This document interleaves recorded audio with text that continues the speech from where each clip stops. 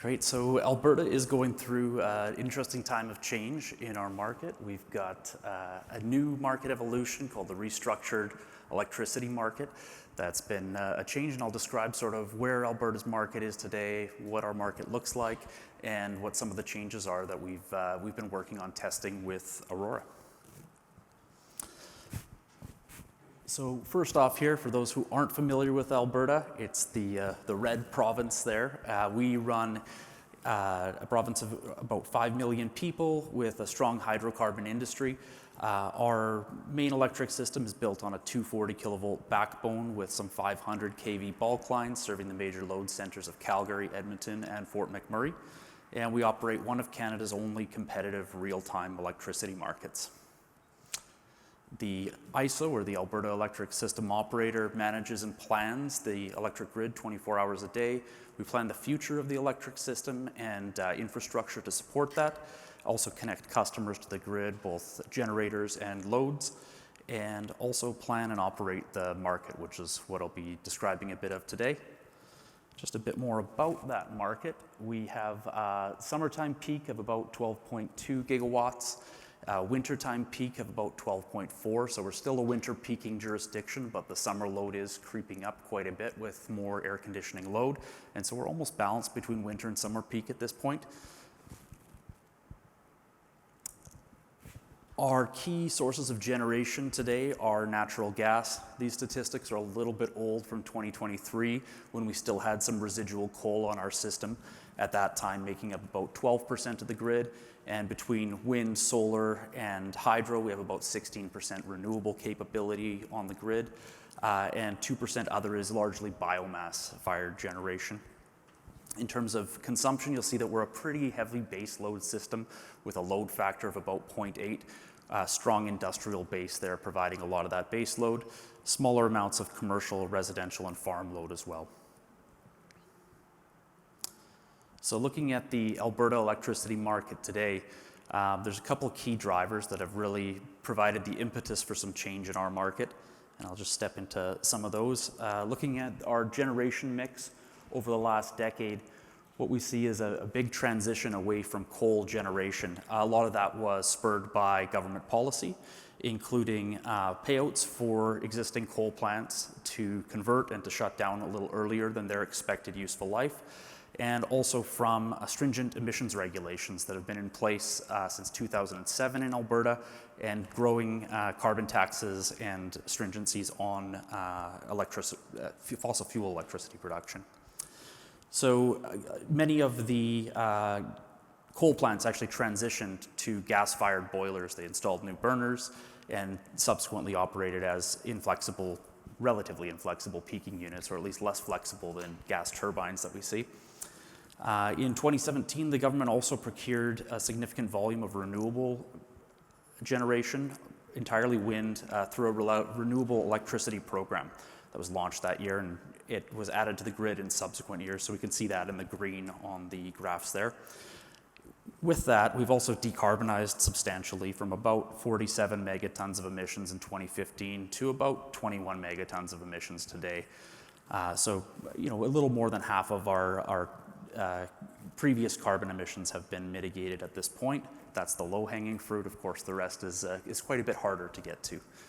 And the shift in generation, combined with other market factors like delays in construction from some of the plants under construction, combined cycle and cogeneration plants during COVID, led to some interesting situations and a little bit of market turmoil in the grid.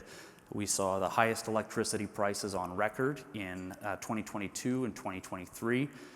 We also saw lost load for the first time in spring of 2022, or 2024 rather, or I should say the first time in a long time, and numerous energy emergency alerts between 2022 and 2024 that created an unpalatable situation from a government and social perspective on electricity. And so there were a number of interim measures that were taken forward.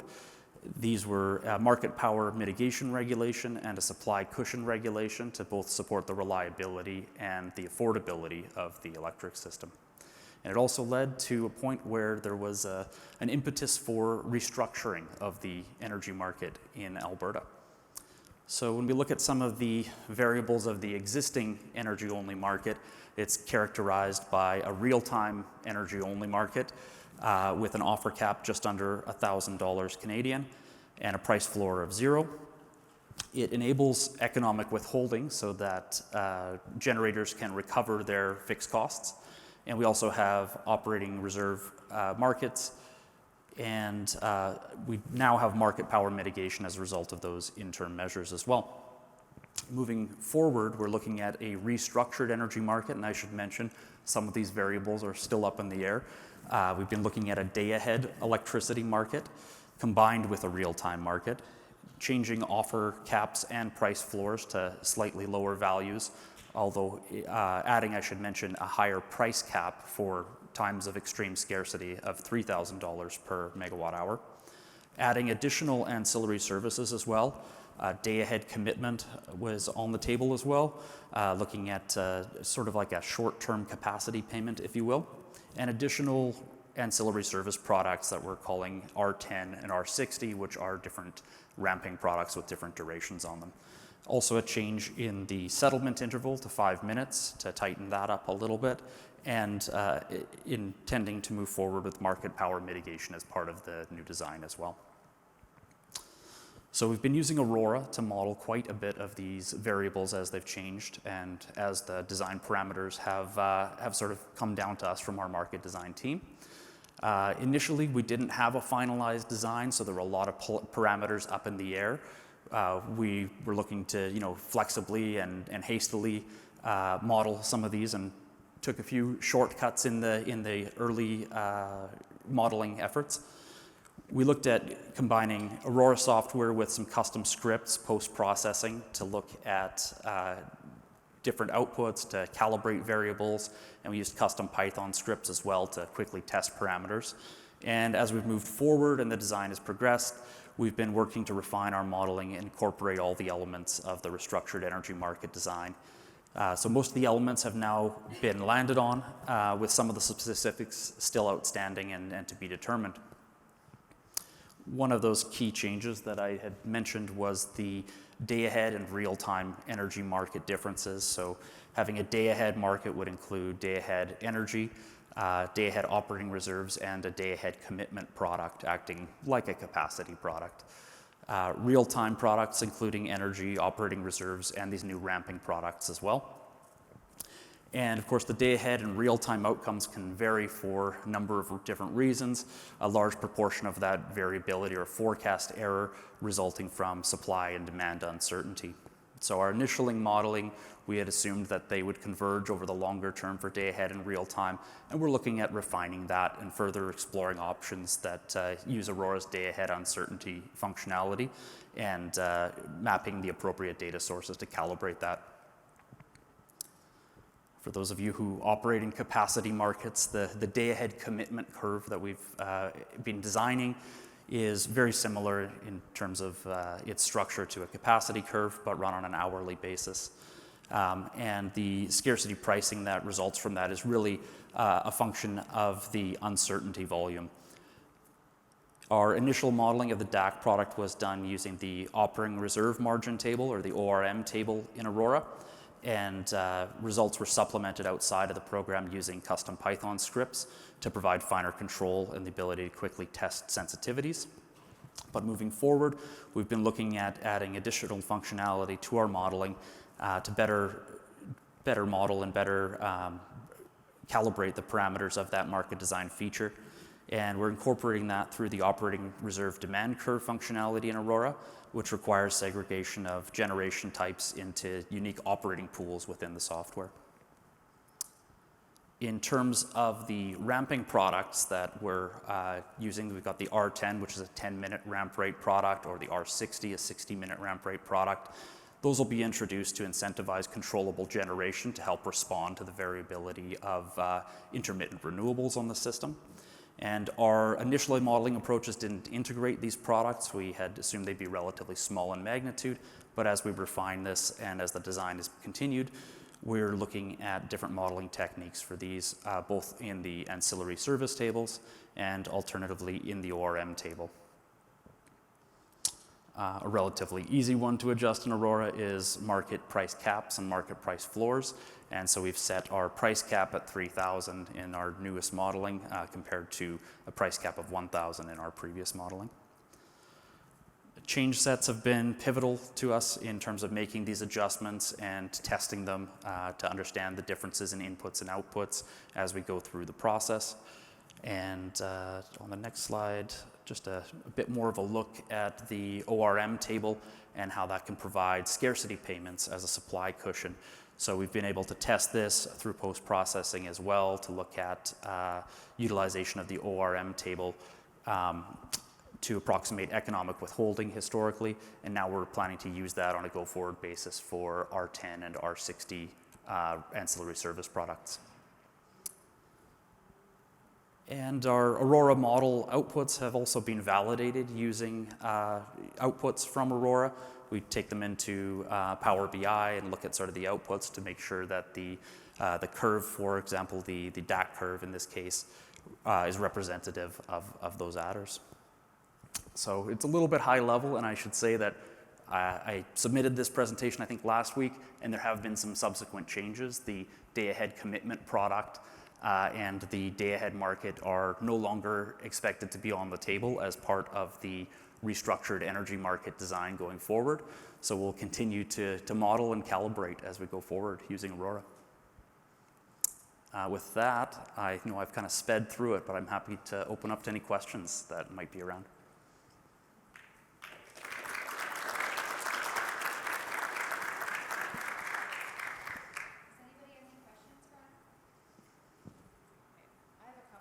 Sure. Okay. Can you touch on the stakeholder engagement process and how that has impacted the design? Certainly. So we've had stakeholder engagement throughout the process. Initially, the restructured energy market was a directive from our Minister of Affordability and Utilities, and part of that process really is engaging stakeholders, which include loads, generators, TFOs, DFOs, all of the participants on the market. So we've had engagements for about the last year with various stakeholders and received a lot of feedback. And I should say some of the elements that have recently been adjusted were a result of stakeholder feedback. So they're getting rid of the DAC and the DAM, or the day-ahead commitment and the day-ahead market, were really a big part of the feedback cycle. Okay. And can you touch on the sort of grid decarbonization and how that's impacted everyone? Yeah, absolutely. So our grid decarbonization has really been pursued through policy. I'll just step back a few slides here, if I may, just to give you an idea of some of the major elements that have led to partial decarbonization of our electricity sector. We started with about 47 megatons of emissions from our grid in 2015. That's now down to around the 20 mark and expected to go a little lower in the years ahead. Again, that's the low-hanging fruit, moving away from coal to high-efficiency natural gas.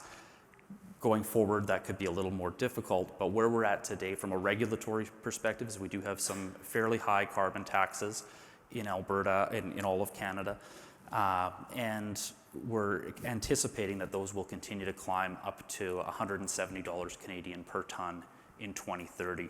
So in our longer-term forecasts, we are expecting that could lead to substantive decarbonization should that policy continue. Right now, we're having an election in Canada, and that is one of the hot-button items on the table right now. So we'll wait and see how that might unfold. But kind of a binary there. There's an affordability question to be asked and a decarbonization question to be asked. So I think we've picked a lot of the low-hanging fruit through policy measures. Some of those being government settlements with the previous coal generators. And then the bigger one that's sort of taken a bit longer time is the carbon tax itself, playing up to a point where it's more efficient to convert older units to natural gas-fired generation and reduce your emissions as such. So we've seen a lot of decarbonization through those mechanisms, those policy mechanisms in Alberta.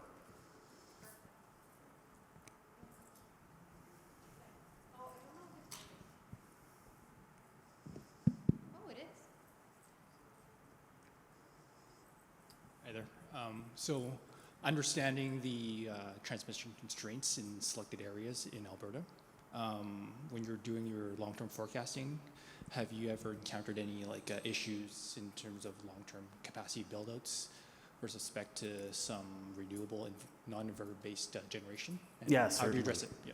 Certainly we have. So our general process I might outline is my team works on a long-term outlook, which is a 20-year forecast, and we do that on a zonal basis to describe the assets that we believe would be economic to add or retire from the system.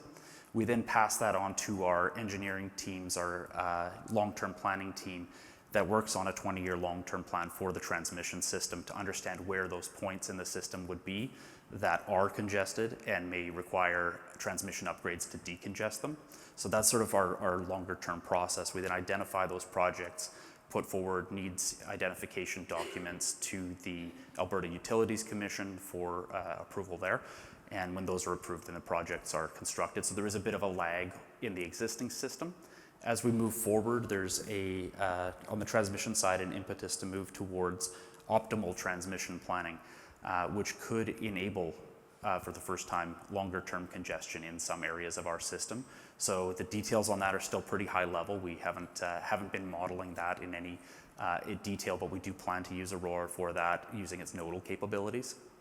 Right. Okay, sounds good. And also, I guess in terms of the demand side, have you guys ever looked into the potential data center demand? Yeah, how does that impact the decarbonization efforts, I guess? It's a great question, yeah. And so when we look at data center demand right now, we have about 12,000 megawatts in our connection queue of data centers at various stages. Some of them actually being built out to a degree presently in Alberta and under construction. Some of the larger ones still on the books as plans, and we don't know exactly how quickly they will move forward. However, I think that really does play into decarbonization, as they're expected to be large base load facilities that will require large base load generation additions. And most of our modeling is pointing that towards being combined cycle in the near term at least.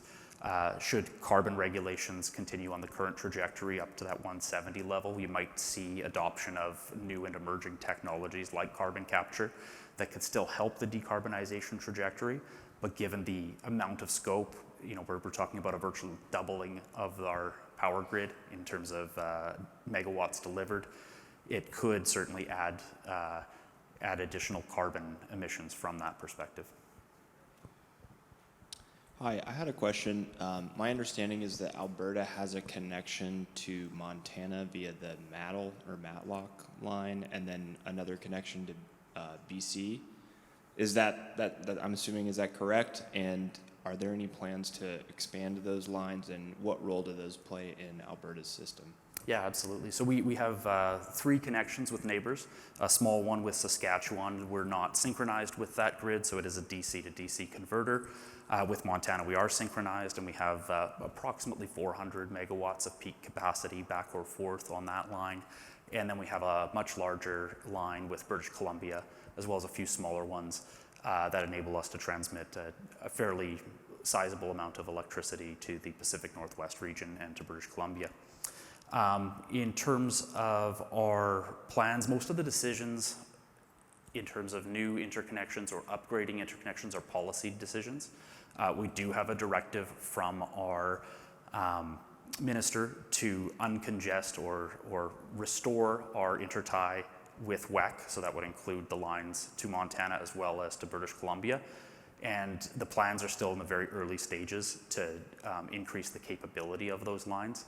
We are a relatively small pool, so we have to be cognizant of an instantaneous loss from those tie lines, and so that's one of the constraining factors that really limits us. But we are looking at various technologies to help us increase the capability of our flow to WEC.